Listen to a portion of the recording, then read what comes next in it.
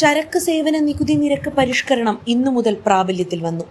ഇനി GSTയിൽ 5-18% നിരക്കുകൾ മാത്രമാണ് നിലവിലുണ്ടാവുക. GST നിരക്ക് കുറച്ചതോടെ പാലും പാൽ ഉൽപ്പന്നങ്ങളും മുതൽ കാറുകൾക്ക് വരെ വില കുറയും.